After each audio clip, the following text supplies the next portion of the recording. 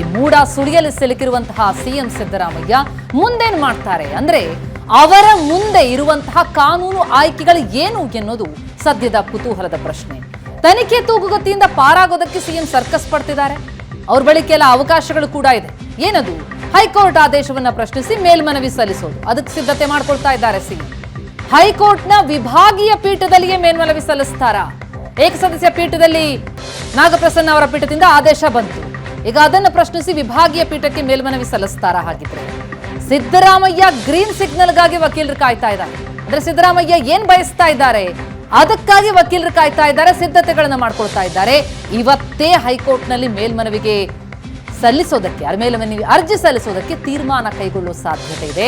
ಜನಪ್ರತಿನಿಧಿಗಳ ವಿಶೇಷ ನ್ಯಾಯಾಲಯದ ಆದೇಶವನ್ನ ಪ್ರಶ್ನಿಸೋದಕ್ಕೆ ಅವರು CRPC-ನ ಕೋರ್ಟ್ ಮಾಡಿದ್ರು 156(3) ಅದು ಈಗ ರಿಡೆಂಡೆಂಟ್ ಆಕ್ಟಿವ್, ಅದು ಎಫೆಕ್ಟ್ ಮಾಡೋಂಗಿಲ್ಲ. ಏನು BNSS ಈಗಾಗಲೇ ಎಫೆಕ್ಟಿಗೆ ಕೊಟ್ಟಿದ್ದಾರೆ. 1724ಇಂದಾನೇ ಅದು ಎಫೆಕ್ಟಿಗೆ ಬಂದಿದೆ. ಅದರ ಅಡಿಯಲ್ಲಿ ಕೊಡಬೇಕಾಗಿದ್ದು ಅನ್ನೋವಂಥದ್ದು ಕೂಡ ಈಗ ಚರ್ಚೆ ಆಗ್ತಾ ಇದೆ. ಅದನ್ನು ನೋಡೋಣ, ಲೀಗಲ್ ಟೀಮು ಯಾವ ರೀತಿ ನಮಗೆ ಅಡ್ವೈಸ್ ಮಾಡ್ತಾರೆ, ಅದ್ರ ಮೇಲೆ ಚರ್ಚೆ ಮಾಡಿ ತೀರ್ಮಾನವನ್ನು ತಗೊಳ್ತಾರೆ.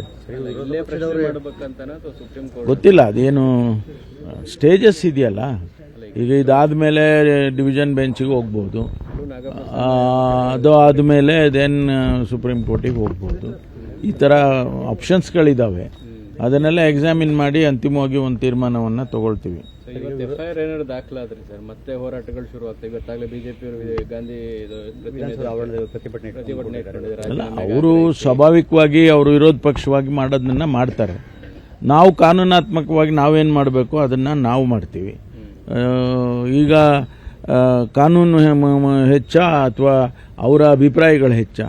ಭಾರತೀಯ ಜನತಾ ಪಾರ್ಟಿಯ ಅಭಿಪ್ರಾಯಗಳು ಹೆಚ್ಚಾಗೋದಿಲ್ಲ.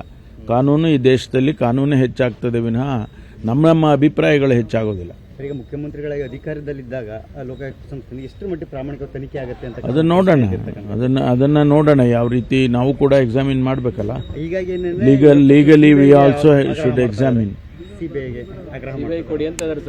ಅವ್ರು ಹೇಳೋದನ್ನ ಬಿಡಿ. ಅಂದ್ರೆ ಕಾನೂನು ಇಲ್ವಾ ಈ ದೇಶದಲ್ಲಿ?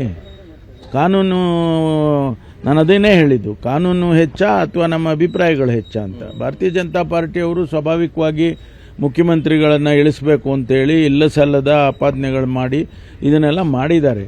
ಆದರೆ ಕಾನೂನು ಇದೆಯಲ್ಲ, ಕಾನೂನಿನ ಮುಂದೆ ನಾವು ಕಾನೂನಿಗೋಸ್ಕರನೇ ನಾವು ಹೋರಾಟ ಮಾಡ್ತಕ್ಕಂಥ.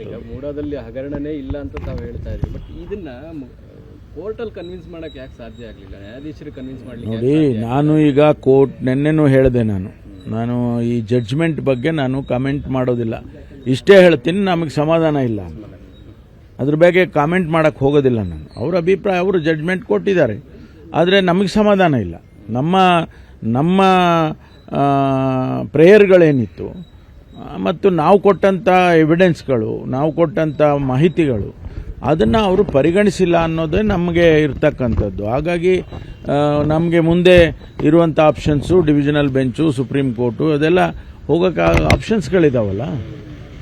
ಈಗ ರಾಜ್ಯಪಾಲರು ಕೇಳ್ತಾ ಇರುವಂಥ ವರದಿಗಳು, ಈ ವಿಚಾರದ ಬಗ್ಗೆ ಕ್ಯಾಬಿನೆಟ್ನಲ್ಲಿ ಚರ್ಚೆ ಆಗುತ್ತಾ? ಅದು ಎಲ್ಲಕ್ಕೂ ಉತ್ತರ ಕೊಡಬೇಕಾದ ಪರಿಸ್ಥಿತಿ ಇದೆಯಾ ಸರ್ ಸರ್ಕಾರ? ಎಲ್ಲದಕ್ಕೂ ಉತ್ತರ ಕೊಡಬೇಕಾಗಿಲ್ಲ ನಾವು. Is a constitutional head. Chief minister and the government is the executive head. ನಾವು ಪ್ರತಿನಿತ್ಯ ಅವರಿಗೆ we are not answerable every day report ಕೊಡಬೇಕು ಅಂತ ಏನಿಲ್ಲ. ಆದರೂ ಕೂಡ ಕೆಲವೊಂದು ಪಾಲಿಸಿ ಮ್ಯಾಟರ್ಸಲ್ಲಿ, ಕೆಲವೊಂದು ಮೇಜರ್ ಡಿಸಿಷನ್ಸ್ನಲ್ಲಿ we will keep him informed.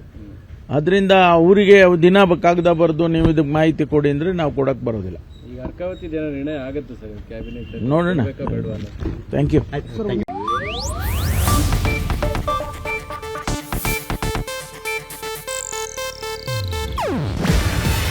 ಇದು ಏಷ್ಯಾನೆಟ್ ನ್ಯೂಸ್ ನೆಟ್ವರ್ಕ್ ಪ್ರಸ್ತುತಿ. ನೀವು ನೋಡ್ತಿದ್ದೀರಾ ಏಷ್ಯಾನೆಟ್ ಸುವರ್ಣ ನ್ಯೂಸ್.